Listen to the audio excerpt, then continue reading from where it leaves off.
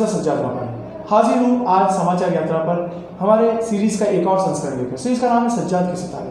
आज जिस सितारे से हम आपकी मुलाकात कराने जा रहे हैं, इनके बारे में मैं बताऊँ तो एक ऐसी महिला जिन्होंने बहुत ही मिडिल क्लास सोसाइटी से निकलकर आज उसी सोसाइटी के भले के लिए, उसी सोसाइटी के कल्याण के लिए बहुत बड़े काम को हाथ में लिया है और पिछले 10 साल से करते आ रही हैं। तो आज सज्जाद के सितारे में हम इस सितारे से आपकी मुलाकात करा रहे हैं। इस सितारे को आज हम आपके सामने इनकी शख्सियत को पेश करने जा रहे हैं। आज सज्जाद के सितारे में सितारे हैं रेशमा मोमिन। रेशमा आपा, स्वागत है आपका। अस्सलामुअलैकुम, मेरा नाम रेशमा मोमिन है। मैं कुरैश नगर वुमेन वेलफेयर सोसाइटी की फ़ाउंडर हूँ। सज्जाद भाई का मैं बहुत शुक्रिया अदा करती हूँ जिन्होंने मुझे इस काबिल समझा और यहाँ हमारी क्लास में वो आए। दोस्तों, रेशमा आपा सामाजिक कार्य में तो हैं ही, इसके साथ साथ इन्होंने अपने शुरुआती दिनों में काफ़ी अदब का किया है, काफ़ी शेर व शायरी से उनका ताल्लुक़ रहा है, किताबों से ताल्लुक़ रहा है। जबकि ये है कि इनकलाब के सब एडिटर की पोस्ट भी उन्होंने संभाली है। तो हम चाहेंगे आपा के एक आपकी गज़ल के कुछ शेर, चंद अशआर से हम आपका इंटरव्यू का आगाज़ करें। मैं वो उस शेर को सुनाना चाहूँगी जो सबसे पहले मैंने लिखा था। बंद आँखों से जब मैंने उस उंगली को पकड़ा, ये शेर मैंने अपने वालिद के लिए लिखा था। बंद आँखों से जब मैंने उस उंगली को पकड़ा, बाराने शफ़क़त मेरी रगों में दौड़ा, पत्थर को तराशा उसे हीरा बना दिया, वालिद की मोहब्बत ने मुझे जीना सिखा दिया। आपा, आपने तो कई तरीके के काम को अंजाम दिया है, आपका मल्टीपल रोल रहा है ज़िंदगी में। हम और हमारे दोस्त भी ये जानना चाहेंगे कि शुरुआती दौर की आपकी जो पढ़ाई थी, आपकी जो शुरुआती दौर की ज़िंदगी थी, बचपन से लेके कॉलेज की लाइफ तक, वो कैसी रही थी, कहाँ आपकी पढ़ाई हुई, ये थोड़ा संक्षेप में हमारे दोस्तों को आप बताइए। कुल्ला अंजुमन तबलीगुल इस्लाम से मैंने एसएससी पास की और एसएससी बोर्ड एग्ज़ाम में मैं अपने स्कूल में फ़र्स्ट आई। KJ Somaiya Vidya Vihar KJ Somaiya college से मैंने ग्रेजुएशन किया बीकॉम में। उसके बाद एनसीपीयूएल से कंप्यूटर्स में डिप्लोमा किया मैंने, और फ़ौरन बाद मैंने इनकलाब में as a sub editor join किया था। आपका इनकलाब का काम रहा, फिर उसके बाद आपका शेर व शायरी अदब का काम रहा। इसके बाद ये जो विमेन वेलफेयर एसोसिएशन, कुरैश नगर विमेन वेलफेयर सोसाइटी बनाने की बात थी, तो ये आपके जहन में कैसे आया कि आप फाउंडर ही हैं इसके? तो ये एक विमेंस वेलफेयर सोसाइटी क्यों होनी चाहिए थी, ये कैसे आया? देखिए, जब मैं मज़ामिन लिखती थी तो उनको पढ़ने, मुझे ऐसा लगता था इसको पढ़ने वाले कौन है? आप जो कि बाशऊर है, अवेयर है, लेकिन जिनके लिए मैं लिख रही हूँ वहाँ तक मेरी बात नहीं पहुँच पा रही है। इसलिए 2013 में मैंने अपनी जॉब से रिज़ाइन देकर ये काम शुरू किया। और वुमेन वेलफेयर सोसाइटी इसलिए कि वुमेन जो है, देखिए, जो भी मसले होते हैं सबसे ज़्यादा परेशान जो होती है औरत ही होती है घर में। अगर औरत मजबूत होगी तो हमारा समाज, हमारा माशरा मजबूत होगा। तो विमेन वेलफेयर एसोसिएशन आपने कुरैश नगर ही नाम क्यों दिया गया, ये भी हम जानना चाहते हैं। ये आपका बहुत अच्छा सवाल है सज्जाद भाई। कुरैश नगर को हुर्फ़े आम में कसाईवाड़ा कहा जाता है। जब ये नाम बाहर किसी की ज़बान पे सामने हम लेते हैं तो उनका मुँह जो अलग, वो उनका जो तासुरात होते हैं चेहरे के बदल जाते हैं। बहुत गंदा इलाका है, बहुत ख़राब इलाका है। लेकिन आज इसीलिए मैंने अपनी सोसाइटी का नाम इस इलाके के नाम पे रखा। और आज जो हमारा यहाँ काम हो रहा है, जो 200 बच्चे हमारे यहाँ फ्री में इंग्लिश और कंप्यूटर सीख रहे हैं और जिस तरह से इंग्लिश में टॉकिंग कर रहे हैं, तो ये इंशाल्लाह मेरी उम्मीद है, इंशाल्लाह मेरी अल्लाह से दुआ भी है, नियत भी है कि आज के बाद से आगे चलकर फ्यूचर में इस इलाके का जब हम कसाईवाड़ा नाम लेंगे तो लोगों के तासुरात बहुत अच्छे होंगे, खुशगवार होंगे। बदलने के लिए ही मैंने अपनी सोसाइटी, अपनी एनजीओ का नाम इस इलाके के नाम पे रखा है। ये ऐसा है कि इस इलाके से, कुरैश नगर से आपका पुराना ताल्लुक़ है? आपका कोई पहले से राब्ता रहा है, कैसे रहा है? मैं पैदा हुई हूँ यहाँ, पली बड़ी हूँ। इस इलाके से मेरा जज्बाती ताल्लुक़ है, मेरी ज़मीन है ये।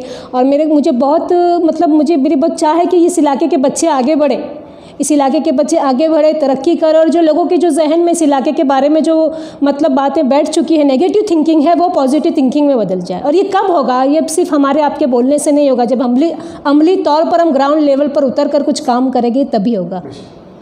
तो अब ये आप जानना चाहते हैं कि कुरैश नगर विमेन वेलफेयर सोसाइटी की इस वक्त कौन कौन सी एक्टिविटीज़ चल रही है और इसमें कितने बच्चे कौन कौन सी एक्टिविटीज़ में आपके साथ पार्टिसिपेट होती हैं?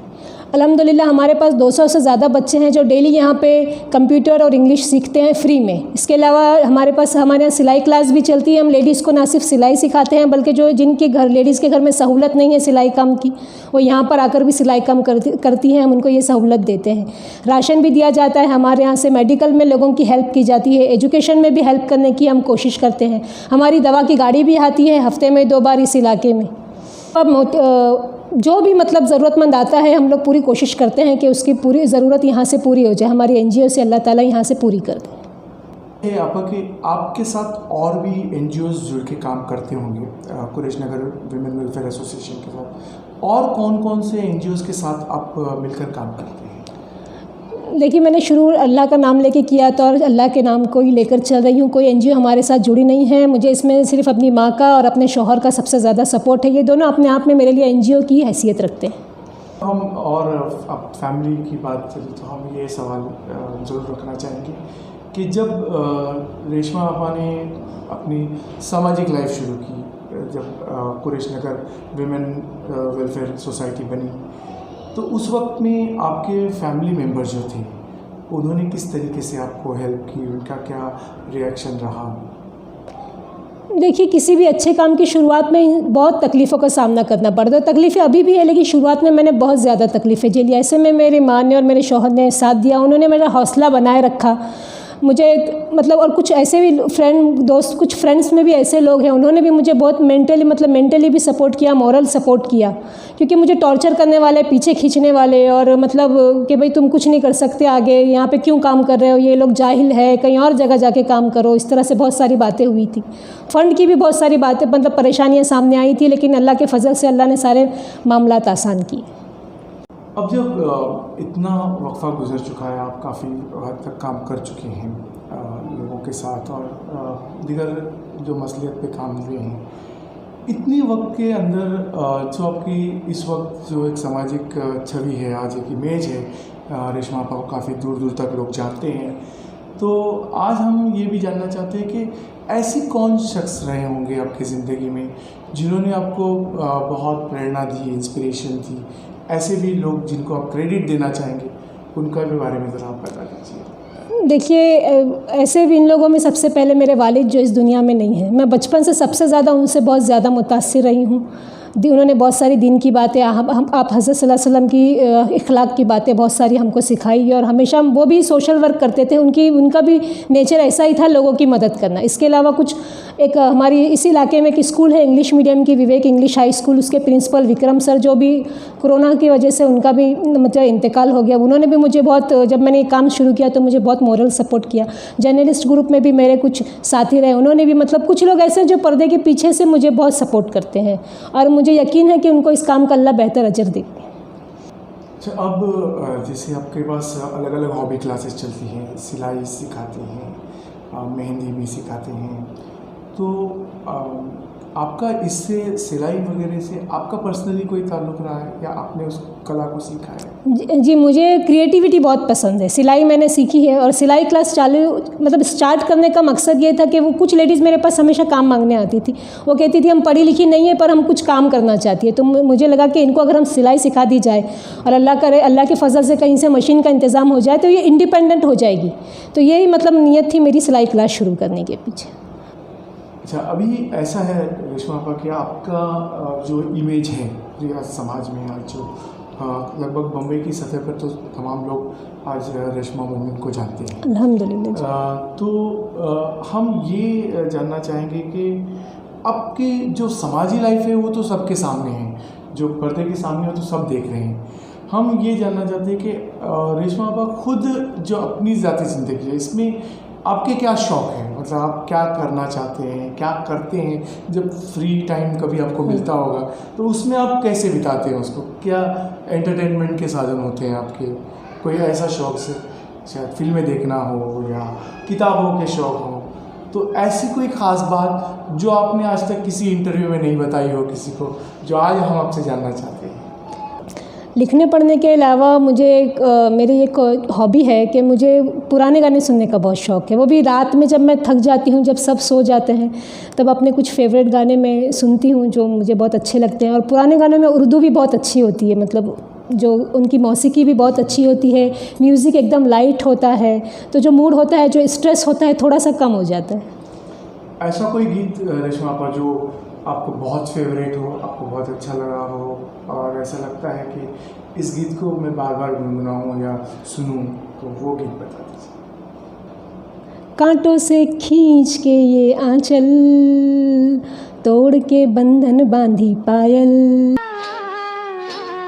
आज फिर जीने की तमन्ना है, आज फिर मरने का इरादा। ये गाइड फिल्म का गीत रेशमा आपा का बहुत फेवरेट और खैर गाइड बहुत अच्छी बेहतरीन फिल्म थी। तो ये अब जो है समाजी ज़िंदगी में आपने अपने आप को पूरी तरह डाल दिया है। आज आप कोई जॉब नहीं करते हैं, आज सिर्फ समाज कार्य में अपने आप को देते हैं। आज से 5-10 साल बाद आप अपने आप को और आपके जो सोसाइटी है आसपास की, कुरैश नगर की, इसके जो बच्चे हैं या आने वाले भविष्य में उनको किस तरीके से देखना चाहती हैं? कुरैश नगर, मैं चाहती हूँ कि कुरैश नगर के जो बच्चे हैं, यहाँ पे जो बच्चों में जो बुराइयाँ फैली हुई है, मैं आने वाले 10 साल में या आने वाले 5 साल में ये सारी बुराइयाँ ख़त्म हो जाए। बच्चे जो है, हम लोग यहाँ से उनको इंग्लिश इसलिए सिखाते हैं कि उनमें कॉन्फिडेंस डेवलप हो, कॉन्फिडेंस उनमें पैदा हो, खुद एतमादी पैदा हो, अपनी आने वाली ज़िंदगी में अपने करियर में आगे बढ़े। दूसरी बात है, यहाँ पे नशा भी बहुत फैला हुआ है। अगर ये बच्चे, हमारे पास जो बच्चा आज 2 घंटा गुजारता है, तो कुछ बहुत, सिर्फ हम उनको इंग्लिश स्पीकिंग और कंप्यूटर नहीं सिखाते, हम उनको अखलाकी बातें, दीनी बातें, बहुत सारी चीज़ें हम यहाँ पे सिखाते हैं उनको। लेकिन यही 2 घंटा अगर वो बाहर खेल कूद कर गुजारेगा तो बहुत सारी बुरी चीज़ों में, बुरी लत में पड़ जाएगा। तो मैं चाहती हूँ कि इस इलाके का हर बच्चा बदले, हर बच्चा आगे बढ़े, हर बच्चे की इंग्लिश, उर्दू और मराठी जो है उस पर उसको अबूर हासिल हो, कमांड हासिल हो, करियर में भी आगे बढ़े। बाहर गाँव में भी अगर वो इंडिया के बाहर भी जॉब के लिए जाता है, अप्लाई करता है, तो ड्राइवर के जॉब के लिए अप्लाई ना करे, बल्कि बड़ी से बड़ी पोस्ट के लिए, अच्छी से अच्छी पोस्ट के लिए अप्लाई करे। जो कौम तरक्की करेगी, हमारी नस्ल तरक्की करेगी, हमारी कौम तरक्की करेगी। मेरा यही ख्वाब है कि आला से आला पोस्ट पर हमारे बच्चे। आज जो महिलाएं आपकी तरह बनना चाहती हैं, सामाजिक क्षेत्र में काम करना चाहती हैं, या जो लड़कियां आज पढ़ रही हैं, जो आगे बढ़ने की ख्वाहिशमंद हैं, उनके लिए आपका संदेश क्या होगा? उनके लिए आपका मैसेज क्या होगा? मेरा मैसेज हर बच्चे, हर लेडी के लिए और हर किसी के लिए यही है कि आप जो भी काम करें उसमें समाजी खिदमत को एक पार्ट अपनी कौम के लिए रखें, एक पार्ट अपनी ज़मीन के लिए रखें। देखिए, अपनी कौम ने, माशरे ने, ज़मीन ने जो हमको दिया है, हमको उसको लौटा कर ही दुनिया से जाना है। ये हमारी नीयत होनी चाहिए। अगर आप जॉब भी करना चाहते हो तो अल्लाह से ये दुआ करके जॉब मांगे कि मुझे इस काबिल बनाओ कि मैं अपनी कौम के लिए, अपनी कौम के गरीबों के लिए कुछ कर सकूँ। अगर घरेलू औरत भी ये काम करना चाहती है तो बहुत अच्छी बात है। घरेलू औरतों में, ख़ासकर माओं में खिदमत खल्क़ का जज्बा पैदा हो जाए अगर एक बार, तो बच्चों में, उनकी औलादों में ऑटोमेटिकली वो आ जाएगा, जैसे आज से मुझ में आया है, मेरी माँ से मुझ में आया है।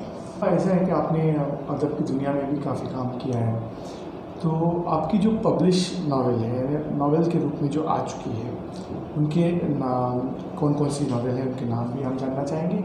और आपने चांद के तखल्लुस से अपने शेर व शायरी भी की है, तो हम चाहेंगे कि इस आज की आपकी मुलाकात की जो एंडिंग है वो आपके किसी गज़ल से करें। तो पहले आप ये बताइए कि अपनी नॉवेल्स और फिर जो चांद के तखल्लुस से जो आपकी गज़ल है वो भी आप बता दीजिए। सबसे पहला मेरा नावल ये धुआं जो मैंने लिखा था, ये धुआं सा कहाँ से उठता है, जो इनकलाब अखबार में छपा था।